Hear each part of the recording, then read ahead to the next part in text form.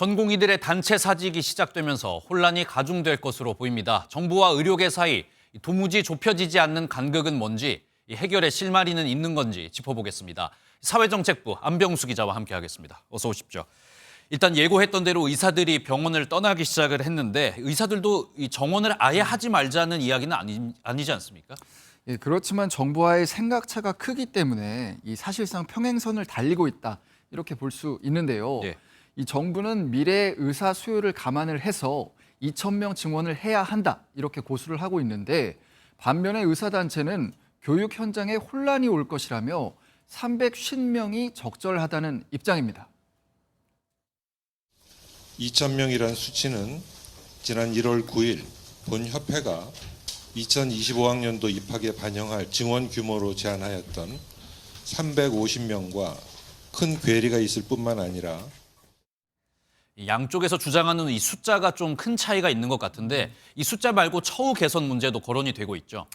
예, 정원 확대보다는 근무 환경 개선이 근본 대책이다 이런 주장인데요. 이 대표적인 게 필수 의료 수가 인상입니다. 이 정부는 10조 원을 투입해서 수가를 올리겠다라고 했는데 의사들은 재원 마련 계획이 구체적으로 나오지 않았다면서 반발하고 있습니다. 이 한마디로 공연불이 될 수 있으니까 못 믿겠다는 겁니다. 이 관련해서 한 흉부외과 교수는 전공의들은 정부가 필수 의료 지원책도 없이 의대 정원만 늘린다고 생각한다고 분위기를 전했습니다. 네, 그리고 생각해보면 과거에도 이런 의료 어떤 갈등 사태가 있었던 것 같습니다. 집단 행동이 있었던 것 같은데 어떤 사례들이 있었습니까? 예, 지난 2000년에 의학 분업 사태가 처음이었는데요. 예. 이 당시 총 5차례 파업을 벌였는데 개원의와 전공의의 참여율이 90%에 달했습니다. 이 당시 파업을 이끈 의협회장은 정부에 고발까지 당했는데 의료법 위반으로 실형 선고를 받고 면허가 취소되기도 했습니다. 2014년에는 원격 의료 추진, 그리고 2020년에는 이번 집단 행동과 유사한 의대 증원 추진이 배경이었습니다.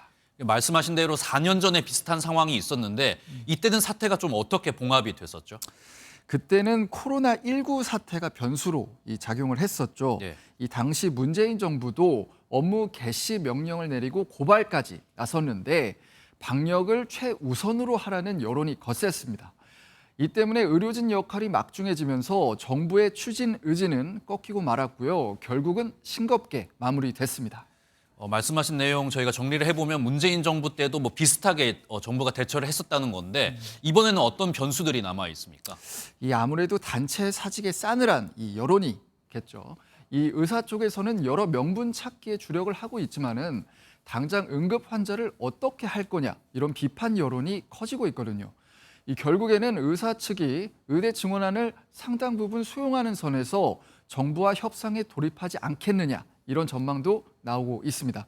이 오늘 밤에는 양측이 처음으로 의대 증원 문제와 관련해 TV 공개 토론을 벌이는데 입장차 좁히기에 진전이 있을지도 주목됩니다. 네, 오늘 말씀 여기까지 듣겠습니다. 지금까지 사회정책부 안병수 기자였습니다.